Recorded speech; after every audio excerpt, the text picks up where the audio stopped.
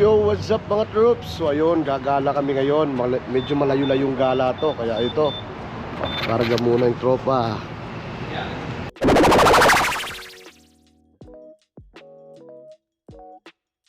Yo, what's up mga troops? So ayun nga mga troops, aalis muna kami. Takas muna sa trabaho. Syempre, gala din paminsan-minsan. Bali, ang gala pala namin to ay pupunta kami ng Vancouver kasi may concert kaming panonoorin. Kaya ito, bumili muna kami ng Gatorade kasi mahaba-habang biyahe ito.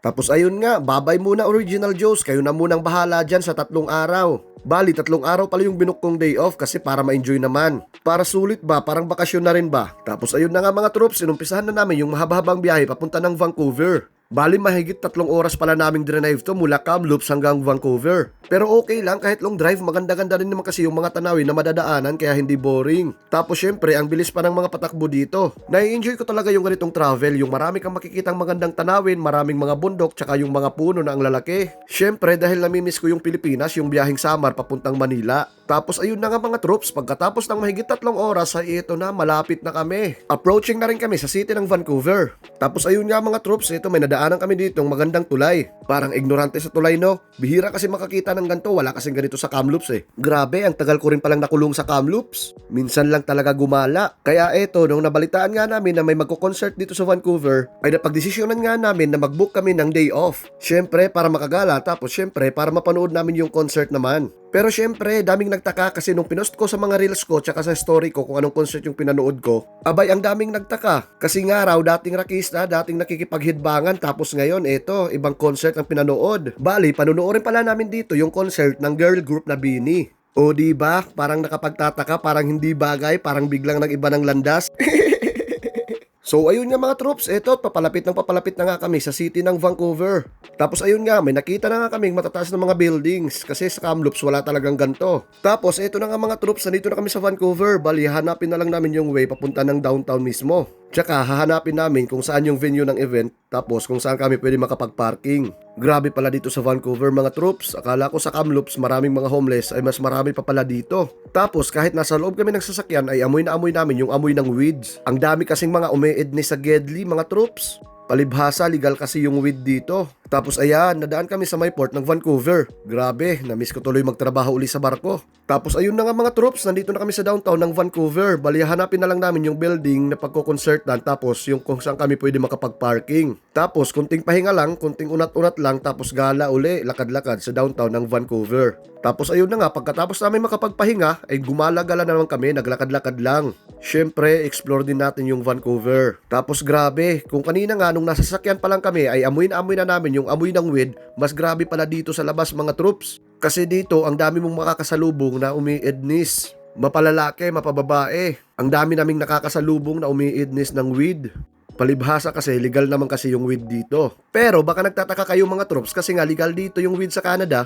Baka nagtataka kayo at magtanong sa akin kung hindi ba ako umiidnis ng weed. Nako mga troops, huwag nyo nang tanungin.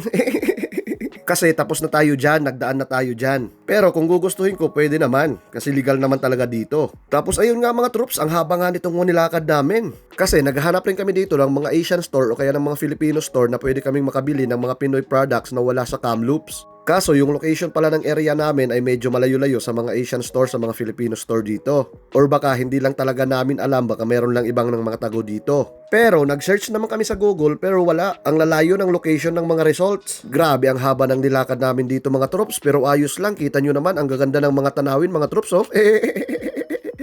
Bali, itong gala namin, itong lakad-lakad namin ay mabilisang gala lang to, mabilisang ikot-ikot lang talaga dito sa Vancouver. Kasi nakarating nga kami doon ay mga bandang alas 3 na. Tapos mag-uumpisa daw yung pila papasok ng concert mga 6:30. Kaya mabilisang ikot lang sa downtown mga troops. Tapos ito may nakita ako ditong malaking sport check kaso hindi ko na pinasok. Kasi yung talagang Nike store talaga yung hanap ko. Tapos ito may nakita nga akong Nike store dito kaya ito papasukin ko na. Kasi naghahanap rin ako ng mga Jordan shoes. Pang souvenir ko na nga rin para sa unang gala dito sa Vancouver. Tapos ayun, nandito nga sa second floor yung para sa mga panglalaki nila. Tapos ayun nga mga troops, pag-aakyat nga namin dito ay kunti lang yung mga sapatos nila dito, puro mga Nike lang talaga. Tapos sabi, wala daw talaga silang mga Jordans dito, kaya ayun mga troops, umalis na lang kami. Tapos maghahanap na lang kami ng makakainan, naghahanap na lang kami ng malapit na Jollibee dito. Laki ba? Parang wala naman na ako makita dito sa labas ah. Maliit lang yan.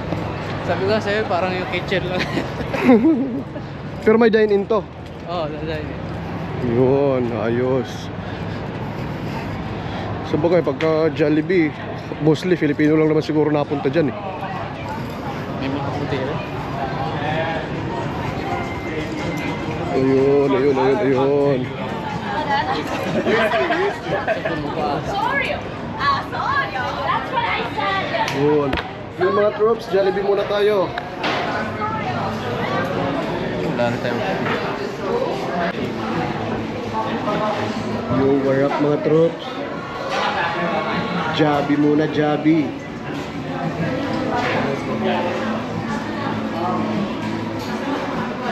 Tapos ayun nga mga troops, eto na, papa muna tayo ng Jabi. Grabe, nakakamiss talaga yung lasa ng Jabi mga troops. Wala kasi talaga nito sa Kamloops. Tapos dapat sana magti-take out pa ako nito kaso nakalimutan ko. Kaya eto, lumabas na lang kami tapos lakad uli pabalik na doon sa pinagparkingan namin para makapagpahinga muna saglit tapos para po makapagbihis tapos diretso na doon papunta sa concert. Kaso hindi na nga kami nakapagpahinga pagkabalik namin sa sasakyan kasi puro kwentuhan tapos puro ako search about sa Bini. Kasi sa totoo lang medyo nalilito pa talaga kasi ako sa mga pangalan nila. Tapos ilang mga kanta lang nila yung alam ko talaga.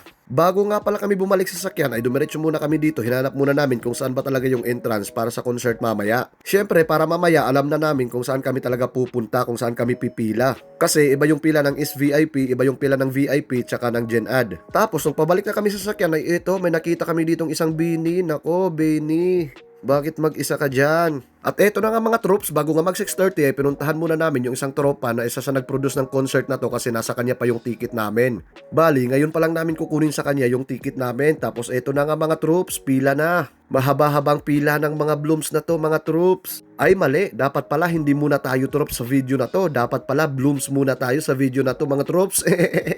At eto na nga mga troops, nakapasok na kami sa loob. Hanapin na lang namin yung upuan namin.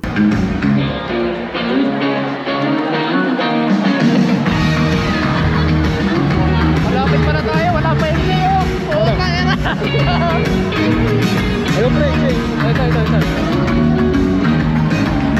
Tapos ayun na nga mga troops, naharap na nga namin yung upuan namin tapos grabe, ang lapit lang talaga namin. Kaya grabe, sobrang tuwa namin dito mga troops. Pero sa video na to mga troops, bibitinin ko muna kayo. Sa next video ko na ipapakita yung concert talaga mga troops. Ay mga blooms pala. So ayun nga, ka muna. So ayun, hanggang dito lang muna. See you sa next video. Thank you, have a good one.